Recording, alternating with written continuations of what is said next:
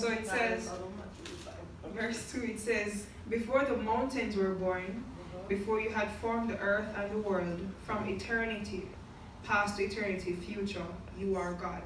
And then verse 12 that says, so teach us to count our days so that we will become wise.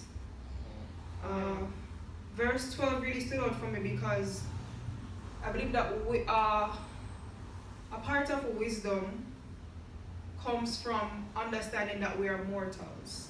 Amen. Understanding that we are mere man, so we don't have life eternal as yet. So we ought to number our days, we ought to live each day according to the word, live each day in a state of humility, because you yourself cannot expand your own life. Right. So you live knowing that today could be a last day. Yes. Live knowing that tomorrow is not promised to you. Amen. Even when we get prophecies, even when we get certain words of our lives, they are conditional. So it is not promised that you live tomorrow. So live in a state of wisdom, counting your days, understanding that each time you breathe, it is grace. Amen. Each time you breathe, it is mercy. Mercy. And though his mercies are new every day, you have to walk in a way, you have to walk in obedience, you have to walk steadfast, you have to stay on the straight and the narrow path, because you are mortal. You are simply man. The breath that you breathe, every time you blink, it is grace. Yes. Every time you are able to stand upright, it is grace. Nothing but the grace and mercy of God. And it brought me to a place thinking of, who is this God that we serve?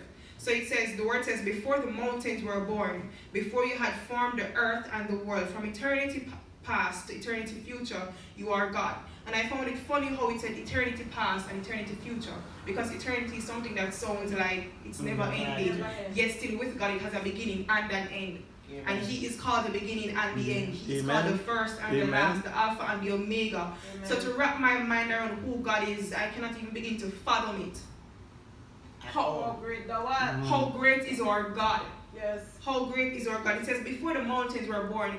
It is even strange to think that mountains can be birthed. Mountains can be born. Yes.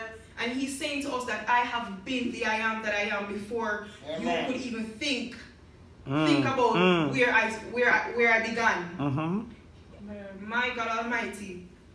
It is so odd to think about the atmosphere of God, because he's so widespread in every area and every aspect.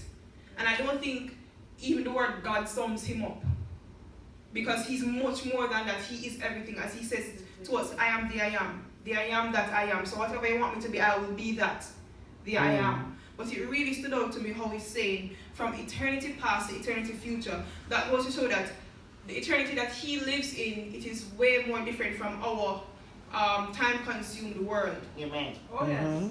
It is way different. Oh yes. Oh yeah. Eternity, I still can't pass that verse. Eternity past and eternity future. It makes no sense, because for us, our mind concerning eternity is different from his thinking. Yes. As the word says, his ways are not nowhere near our ways. His thoughts are nowhere near our thoughts. But yet still the word says, before that you are God. Amen. You were God and you will still Always, be God. always, Always oh Lord, God. oh Lord, oh Lord. Always God.